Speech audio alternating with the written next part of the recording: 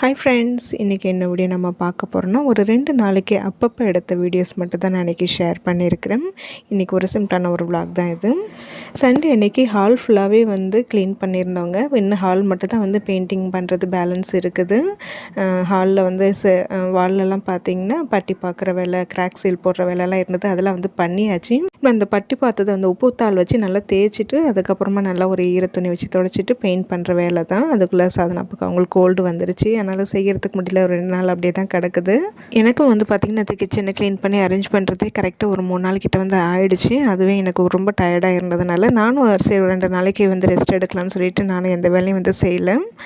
இது வந்து பார்த்திங்கன்னா இது காலையில் பசங்களை வந்து ஸ்கூலுக்குலாம் அனுப்பி விட்டுட்டு அதுக்கப்புறமா இதை எடுத்த வீடியோ. நான் வீட்டுக்கு வந்ததுக்கப்புறமா சாப்பிட்டுட்டு கையோடு வந்து பார்த்திங்கன்னா கோலமாவு வாங்கினது வந்து அப்படியே 2 நாள் அப்படியே தான் இருந்தது. அரிசி மாவு வந்து அரைச்சிட்டு வந்தது லைட்டாக வண்டு பிடிச்ச மாதிரி இருந்தது. சரி இன்றைக்கி கோலமாவு வந்து கலந்து வச்சிடலான்னு சொல்லிட்டு அந்த வேலையை தான் காலையிலே வந்து பார்த்துட்டு இருந்தேன்.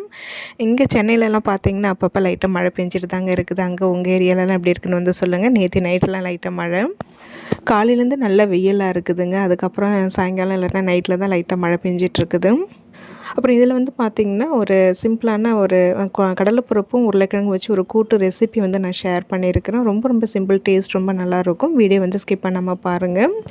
வெளியில் கல்லு மாவு கோலம் மாவு எப்போ வாங்கினாலுமே அது வந்து நான் சலிச்சிட்டு தான் யூஸ் பண்ணுவேன். ஏன்னா அது ரொம்ப குறக்குறன்ட்டு இருக்கும். அந்த சலிச்சு அந்த மீதி இருக்கிற அந்த கல் மாரி இருக்கிறதுலாம் வந்து பார்த்திங்கன்னா மிக்ஸி ஜாரில் சேர்த்துட்டு அதை பவுட்ரு பண்ணிவிட்டு திருப்பி வந்து சலித்து எடுத்துப்பேன். இந்த திப்பி வந்து நம்ம மிக்ஸி ஜாரில் சேர்த்து அரைக்கும் போது பிளேடெல்லாம் கொஞ்சம் மழுங்கின மாதிரி இருந்ததுன்னா கொஞ்சம் நல்லா ஷார்ப்பாக ஆகிடும்.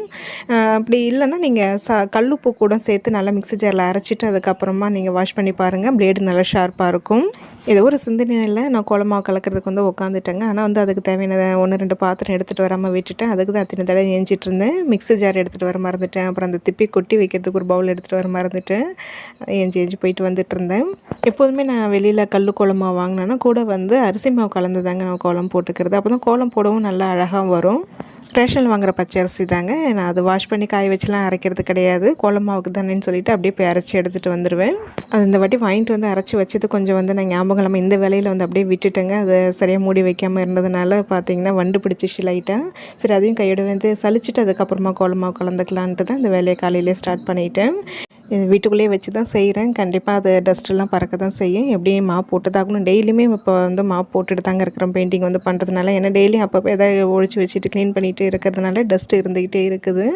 டெய்லி மாப் போடுற வேலை தான் இருக்குது. இன்றைக்கி ஈவினிங்காக எப்படி கண்டிப்பாக ஈவினிங்காக இல்லை நைட்டு மாப் போடுவேன். ஏன்னா வந்து பார்த்திங்கன்னா ஈவினிங்காக வந்து பட்டி பார்த்ததெல்லாம் வந்து உப்பு தலை வச்சு தேய்ப்பாங்க. கண்டிப்பாக டஸ்ட்டு நிறைய வரும். அது மட்டும் இல்லாமல் இந்த வேலை எனக்கு இப்போ டக்குன்னு ஞாபகம் வர மாதிரி செஞ்சால் தாங்க உண்டு. சரி அப்புறமா செய்யலான்னு விட்டுட்டேன்னா மறந்து போயிடுது.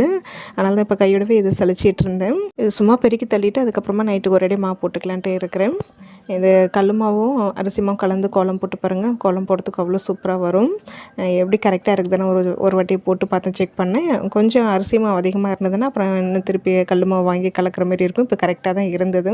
அப்புறம் ஞாயிற்றுக்கிழமைக்கு வந்து இந்த ஹால் க்ளீன் பண்ண வீடியோலாம் வந்து நான் நாளைக்கு இல்லை நாளன்னைக்கு வந்து நான் ஷேர் பண்ணுறேன்.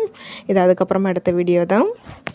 ஞாபகம் இருக்கும்போது காலையில் இந்த ஒரு வேலையை வந்து முடிச்சாச்சு. இதுமே எடுத்து வச்சுட்டு அதுக்கப்புறமா வந்து பார்த்திங்கன்னா காலையில் மிஷினில் வந்து ஒரு 2 சிங்கிள் துணி போட்டு விட்டுருந்தேன். ஏன்னா துணி ரொம்ப அதிகமாக சேர்ந்துருச்சு.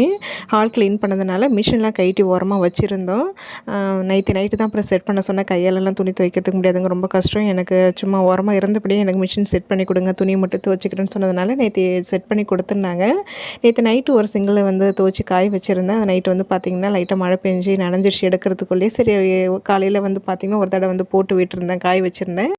காலையிலே நல்ல வெய்ய காயறதுங்கிறதுனால நல்லா சீக்கிரமாகவே காஞ்சிச்சிங்க. இதை எடுத்து மடித்து வச்சுட்டு அதுக்கப்புறமா இப்போ போட்டு துணியை காய வச்சுட்டு கீழே இறங்கணும். கொஞ்சம் வெயிலாக தான் இருக்குது, இருந்தாலும் கொஞ்சம் நல்லா காற்றடிக்கிறனால அந்தளவுக்கு பெருசாக ஒன்றும் தெரியல. அது காய வச்சு மடிக்கிற வரைக்கும் தாங்க என்னோடய வேலை. மடித்து வச்ச துணியெல்லாம் எடுத்து வைக்கிறதுலாம் சாதனோட வேலை. கரெக்டாக வந்து அவள் எடுத்து வைக்கிறதுக்கு ஈஸியாக தகுந்த மாதிரி தான் மடித்து வைப்பேன். அப்புறம் அன்றைக்கி ஒன்றும் ரொம்ப வீடியோ எடுக்கல. இது இன்னொரு நாள் இதுக்கு முன்னாடி எடுத்த வீடியோ தான் இது.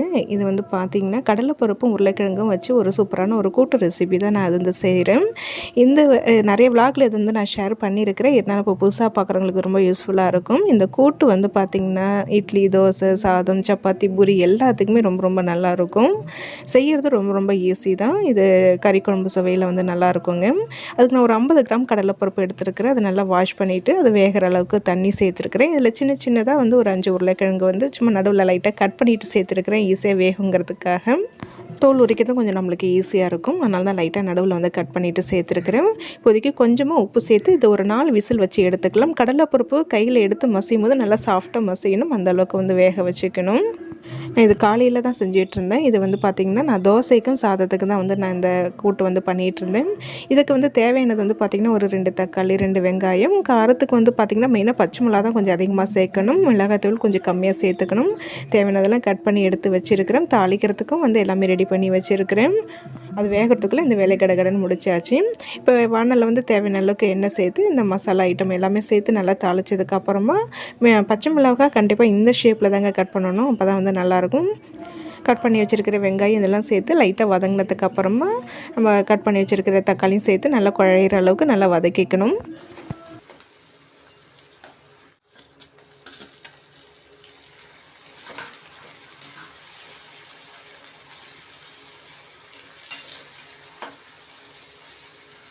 இது வதங்கிட்டுருக்கிற கேப்பில் பார்த்திங்கன்னா கடலைப்பருப்பு வெந்தது சவுண்டு அடங்கிடுச்சு. இப்போ வந்து பார்த்திங்கன்னா உருளைக்கிழங்கு தோல் உரித்து ரொம்ப வந்து மசிச்சு எடுத்துடக்கூடாது. சும்மா 1-2 லைட்டாக உடச்சி விட்டால் போதும்.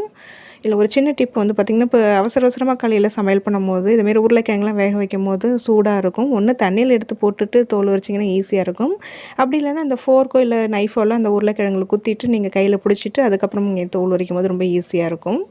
பாருங்கள், கடலைப்பருப்பை வந்து இந்த அளவுக்கு நல்லா மசிஞ்சிருக்கணும். இப்போ இந்த தண்ணியை வடிகட்டிட்டு லைட்டாக வந்து மத்தாலாம் வந்து கடைஞ்சிக்க போகிறோம். ரொம்ப வந்து கடைஞ்சிடக்கூடாது. கடலைப்பருப்பு சும்மா 1-2 தெரிகிற மாதிரியும் வந்து இருக்கணும், கடைஞ்ச மாதிரி இருக்கணும். அதுக்கு தகுந்த மாதிரி நீங்கள் வந்து கடைஞ்சி எடுத்துக்கோங்க. இது வந்து பார்த்திங்கன்னா கறிக்குழம்பு சுவையிலே இருக்குங்க. இதுக்கு நம்ம இஞ்சி பூண்டு பேஸ்ட்லாம் எதுவுமே போட போகிறது கிடையாது. மசாலாவும் எதுவும் நம்ம அதாவது தாளிக்கிற மசாலா தவிர மற்றபடி இந்த கரம் மசாலா, சிக்கன் மசாலா இருந்தால் வந்து சேர்த்துக்கலாம். நான் எதுவும் இல்லைங்கிறனால நான் சேர்க்கல. சேர்க்கறதுனாலுமே நல்லா வாசனையாக இருக்கும். இந்த மெத்தடு தாங்க, இதே மெத்தடு தான் இப்போ நான் சொல்லி கொடுக்குற மாதிரி தான் எங்கள் தாத்தா பாட்டி வீட்டிலலாம் வந்து இப்போ நாங்கள் ஊருக்கெலாம் சின்ன பிள்ளையில போகும்போது வைப்பாங்க. ஆனால் அதில் முட்டையை வந்து வேக வச்சு அதுலேயும் சேர்த்துப்பாங்க. ஆனால் அங்கே ஊரில் அதுதான் வந்து முட்டை குழம்புன்னு பேர். ரொம்ப நல்லாயிருக்கும். எனக்கு இது வைக்கும்போது நேற்று எங்கள் அம்மா பேசும்போதும் வர சொன்னாங்க. அம்மா வந்து பாட்டி வீட்டுக்கு போயிருந்தப்போ அதை தான் வந்து செஞ்சுருந்தாங்களாம். எனக்கு அது சொன்னதுமே எனக்கு என்னோடய பழைய ஞாபகம்லாம் வந்தது. பார்த்திங்கன்னா இதை நல்லா கடைஞ்சி எடுத்துக்கிட்டேன். இப்போ இதுவும் நல்லா வந்து வதங்கிடுச்சு. இப்போ இது கூடவே வந்து பார்த்திங்கன்னா கொஞ்சமாக வந்து மஞ்சள் தூளும் அதுக்கப்புறம் குழம்பு மிளகாய் தூள் வந்து நான் காரத்துக்கு தகுந்த மாதிரி சேர்த்துக்கிறேன். ஆல்ரெடி நம்ம வந்து பார்த்திங்கன்னா பச்சை மிளகாய் காரம் கொஞ்சம் அதிகமாக சேர்க்கணும்னு சொல்லியிருந்தேன் இல்லைங்களா, அதுக்கு தகுந்த மாதிரி நீங்கள் சேர்த்துக்கோங்க. இதுக்கு ஃப்ளேவராக இந்த பச்சை மிளகாய் காரம் தான். கலருக்காக காஷ்மீரி மிளகாய் தூள் எப்போதுமே நான் சேர்ப்பேன். சேர்த்துட்டு தேவையான அளவுக்கு உப்பு சேர்த்து இது நல்லா கலந்து விட்டுட்டு ஒரு 2-3 நிமிஷத்துக்கு நல்லா வதக்கினதுக்கப்புறமா நம்ம கடலைப்பருப்பு கடைஞ்சி வச்சுருக்கிறோம் இல்லைங்களா, அது கூட நம்ம சேர்த்து கொண்டிருந்தேன். அந்த வீடியோ வந்து மிஸ் ஆகிடுச்சு. இப்போ இது கூடவே வந்து உருளைக்கிழங்கு 1-2 உடச்சி வச்சுருக்கிறேன், அதையும் சேர்த்துக்கலாம். ரொம்ப உடச்சிட்டோம்னா வந்து பார்த்திங்கன்னா அது வேகும் போது கரைஞ்சி போயிடும். ரொம்ப ஆற அந்த கூட்டு ரொம்ப திக்னஸ் ஆகிடும். அதுக்கு தான் வந்து 1-2 உடச்சிக்கோங்கன்னு சொன்னேன். இது கரெக்டாக வைக்கிறதுக்கு ஒரு 15-20 நிமிஷம் தாங்க ஆகும். நம்ம இதை திருப்பி மூடி ஒரு விசில் வைக்க போகிறோம். குக்கர்லேயே வைக்கிறதுனால வேலையும் கொஞ்சம் ஈஸியாக வந்து முடியும்.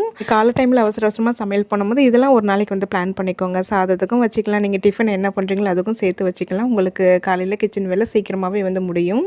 இதுக்கு வந்து தொட்டுக்கிறதுக்கு வந்து அப்பளம், வத்தல், அப்படி இல்லைன்னா முட்டை வேக வச்சு உள்ள ஆம்லேட்டும் போட்டுக்கிட்டிங்கன்னா ரொம்ப நல்லாயிருக்கும். இதுக்கு பெஸ்ட்டு காம்பினேஷன் முட்டை தான். இப்போ அந்த கூட்டு சவுண்டு வந்ததுக்கப்புறமா அது ரிலீஸ் ஆனதுக்கப்புறம் நம்ம வேணும்னா முட்டையை வேக வச்சு நீங்கள் கீறிட்டு நீங்கள் அந்த குழம்பு கூட சேர்த்துட்டு ஒரு கொதி வந்ததுக்கப்புறம் நீங்கள் கடைசியாக மல்லித்தழை சேர்த்துட்டு கூட இறக்கிக்கலாம். இன்னும் கொஞ்சம் வேலை ஈஸியாக முடியும். நான் இன்றைக்கி வந்து பார்த்திங்கன்னா முட்டை ஆம்லேட்டு தான், வெங்காயம், தக்காளி, பச்சை மிளகாலாம் சேர்த்து ஆம்லேட்டை தான் வந்து பண்ணிகிட்டு இருந்தேன். கூடவே வத்தலும் வந்து பொரிச்சிக்கிட்டேன். இது வந்து பார்த்திங்கன்னா டேஸ்ட் வந்து வேறு லெவலில் இருக்குங்க. கண்டிப்பாக நீங்கள் இந்த ஒரு தடவை நான் சொன்ன மாரி நீங்கள் செஞ்சு பாருங்கள். ரொம்ப ரொம்ப நல்லாயிருக்கும். உங்களுக்கு வேலையும் கொஞ்சம் ஈஸியாக முடியும். ரொம்ப எந்த அளவுக்கு திக்னஸ் வேணுமோ அதுக்கு தகுந்த மாதிரி நீங்கள் தண்ணி சேர்த்துட்டு அதுக்கப்புறமா நீங்கள் ஒரு சவுண்டு வச்சு இறக்கிக்கோங்க. ஏன்னா இது ஆற வந்து கொஞ்சம் கெட்டி வர கொடுக்கும். அதுக்கு தகுந்த மாதிரி நீங்கள் வந்து கொஞ்சம் வந்து தண்ணியோட அளவு பார்த்து சேர்த்துக்கோங்க. கண்டிப்பாக ட்ரை பண்ணி பார்த்துட்டு எப்படி இருக்குதுன்னு வந்து கமெண்ட் பண்ணுங்கள். இது வந்து பார்த்திங்கன்னா இன்னொரு நாள் எடுத்த வீடியோங்க. இது பழைய பாத்திரங்கள்லாம் எடுப்பாங்க இல்லைங்களா, அந்த டிவி, வாஷிங் மிஷின் தேவையில்லாதெல்லாம் எடுப்பாங்க இல்லைங்களா, அந்த வண்டி வந்துருந்தது. இப்போ நம்ம வீடு பெயிண்டிங் பண்ணுறதுனால நிறைய தேவையில்லாத பொருட்கள்லாம் வந்து ஒழிச்சு வச்சுருந்தாங்க. அது வரண்டா ஃபுல்லாகவே அசிங்கமாக தான் இருந்தது. இந்த வண்டி எப்போ வரும்னு வெயிட் பண்ணிகிட்டே இருந்தேன். இன்றைக்கி வந்துருச்சு. பார்த்திங்கன்னா அது வந்து என்னுடைய ட்ரைபேடுங்க. ஃபஸ்ட்டு அது செகண்ட் டைம் நான் வாங்கின ட்ரைபேட். அது உடஞ்சிச்சு. அதை வந்து அதுக்குள்ளே ஒரு பார்ட்ஸ் கிடைக்கவே இல்லை. அதனால் அது வந்து யூஸ் பண்ணாமலே அப்படியே வச்சுருந்தேன். யூஸ் பண்ணவும் முடியாது. ஆனால் அது எங்கள் வெற்றிக்குட்டி அது எனக்கு வேணும்னு சொல்லி எடுத்து வச்சிட்ருந்தேன். அப்புறம் வாங்கி அதை வந்து இடைக்கி போட்டுட்டேன். நிறைய அதை குப்பை தேவையில்ல அதெல்லாம் வந்து சேர்த்து வச்சுருந்தாங்க. எல்லாத்தையும் இந்த வாட்டி ஒழிச்சு போட்டாச்சு. சில பொருட்கள் வந்து ஏதோ ஒரு விதத்தில் எனக்கு யூஸ் ஆகும், தேவைப்படும்னு சொல்லிட்டு எடுத்து எடுத்து வைக்கிறது தாங்க. அப்புறம் அதை நான் யூஸ் பண்ணுறதே கிடையாது, லாஃப்ட்லேயே இருக்கும். அப்புறம் ஒவ்வொரு வருஷம் இதுமாரி க்ளீன் பண்ணும்போது தூக்கி போடுறது தான். பெட்ரூமில் இருக்கிற லாஃப்ட் இந்த வாட்டி கம்ப்ளீட்டாக க்ளீன் பண்ணியாச்சுங்க. அந்த ரூமில் இது இப்போ எதுவுமே வைக்கல. அதில் இருந்த அட்டை பாக்ஸ் எல்லாமே எடுத்து இப்போ அந்த வெயிட்டுக்கு வந்து போட்டேன். எங்கள் வெற்றிக்குட்டி பார்த்தீங்கன்னா அந்த கீழே கிடக்கிற அந்த குப்பையை அது தாங்க பார்த்துட்டு இருந்தேன். அதில் அவனுக்கு பிடிச்சது என்ன இருக்குது, என்ன தம்மா தூக்கி போடுறாங்க, அதுலேருந்து என்ன எடுக்கலாங்கிறதெல்லாம் பார்த்துக்கிட்டே இருந்தேன். பார்த்தீங்கன்னா சிடிலாம் நிறைய இருந்ததுங்க. அந்த ஓல்டு சாங்ஸு, அவங்க ப்ராஜெக்ட்டுக்கு தேவையான சிடிஸ் எதுவுமே வந்து தேவையில்லாமல் இப்போதைக்கு யூஸ் பண்ணாமல் நிறைய இருந்தது. அதெல்லாம் இந்த வாட்டி வந்து எடுத்து போட்டுட்டாங்க. இதெல்லாம் வந்து வருஷம் க்ளீன் பண்ணும்போது எப்போயாவது யூஸ் ஆகும்னு எடுத்து வச்சுக்கிட்டே இருந்தாங்க. ஆனால் இந்த வாட்டி வந்து எல்லாத்தையுமே வந்து தூக்கி போட்டுடலான்னு சொல்லிட்டு எடுத்து கொடுத்துட்டாங்க. இப்போ பெயிண்டிங் பண்ணுறதுனால வீடே ஓரளவுக்கு வந்து ஃபுல்லாக க்ளீன் பண்ணியாச்சுங்க. தேவையில்லாதெல்லாம் எடுத்து போட்டாச்சு. இந்த பொருள் எடுக்க வந்தவங்க வந்து பார்த்திங்கன்னா கிட்டத்தட்ட ஒரு 1 ஹவர் கிட்ட ஆகிடுச்சிங்க. ஏன்னா வந்து எல்லாத்தையும் தனித்தனியாக பிரித்து, பிளாஸ்டிக் தனியாக, இரும்பு தனியாக, அதுக்கப்புறம் அட்டை பாக்ஸ் தனியாக, எல்லாத்தையும் தனித்தனியாக பிரித்து போட்டு அவங்க அதுக்கப்புறமா தான் கடைசியாக தான் வெயிட் போட்டாங்க. எல்லாத்துக்கும் ஒவ்வொன்றுத்துக்கும் ஒவ்வொரு ரேட் வந்து சொல்லியிருந்தாங்க. இரும்புக்கு தனியாக, அட்டைக்கு தனியாக, அந்தமாரி பிளாஸ்டிக் ஐட்டத்துக்கு தனி விலைன்னு சொல்லிட்டு தனித்தனியாக சொல்லியிருந்தாங்க. டோட்டலாக வந்து பார்த்திங்கன்னா 300 இருந்தது. இப்போ பழைய இதெல்லாம் போட்டதெல்லாம் 300 கொடுத்தாங்க. இந்த டிவி போடுறதுக்கு தாங்க மனசே இல்லை, ரொம்ப கஷ்டமாக இருந்தது. ஒரு 14 வருஷம் கிட்ட எந்த ஒரு ப்ராப்ளமும் இல்லாமல் நல்லபடியாக ஓடிட்டு இருந்தது. போடுறதுக்கு தான் மனசே இல்லை. வேறு வழியில் போட்டு தான் ஆகணும். ஏன்னா இடத்தையும் அடைக்கும் வீட்டிலே வச்சுருந்து ஒன்றும் பண்ண போகிறது கிடையாது. ஆனால் அந்த டிவி வந்து பார்த்திங்கன்னா 100 தான் எடுத்துக்கிட்டாங்க. வண்டியில் பார்த்திங்கன்னா இன்னும் 2 பெரிய பெரிய டிவி காலையில் யார் வீட்டிலே எடுத்துகிட்டு வந்திருக்கிறாங்க. அவங்களுக்கெல்லாம் எவ்வளோ கஷ்டமாக இருந்திருக்கும். டிவிலாம் இந்தமாரி டிவிலாம் வந்து பார்த்திங்கன்னா ரொம்ப வருஷத்துக்கு வந்து வருதுங்க லைஃப். ஆனால் இப்போ வாங்குகிற டிவிலாம் குறைஞ்சது 3லேருந்து இல்லை 5 வருஷம் வர்றதே பெரிய விஷயமாக தான் இருக்குது. அதனால் நமக்கு வந்து பார்த்திங்கன்னா பெரிய ஸ்க்ரீனில் படம் பார்க்கணுன்னு ஒரு ஆசை. அதனால தான் வந்து பார்த்திங்கன்னா இந்த வாட்டி நம்ம வீட்டில் அந்தமாரி டிவி வாங்கியாச்சு. ஆனால் உண்மையை சொல்லணும்னா வந்து ஒரு பக்கம் மனசு கஷ்டமாக இருந்தாலும் இன்னொரு பக்கம் வந்து பார்த்திங்கன்னா ஐயோ இந்த டிவி எப்போ தான் வீணாக போகும், எப்போ தான் நம்மளுக்கு பிடிச்ச பெரிய டிவி வாங்குவோன்னு சொல்லி நினச்சிட்டு தாங்க இருந்தேன். இந்த வாட்டி எங்களோட ஆசையை வந்து நிறைவேறிடுச்சு. இவங்க என்னென்னலாம் விலைக்கு எடுக்க முடியுமோ அதை மட்டும் தாங்க எடுத்துக்கிட்டாங்க. மீதி எல்லாமே வந்து தேவையில்லாதெல்லாம் அவங்களே வந்து வராண்டாவில் போட்டு வச்சுட்டாங்க. திருப்பி வராண்டா கொஞ்சம் கண்ணாப்பினான்னு தான் கிடக்குது. இனிமேல் சாயந்தரத்துக்கு மேலே தான் இது எல்லாமே தேவையில்லாதெல்லாம் கொண்டு போய் குப்பையில் போடணும். இன்றைக்கி வந்து பார்த்திங்கன்னா இந்தமாரி வீடியோ தான் நான் ஷேர் பண்ணியிருக்கிறேன்.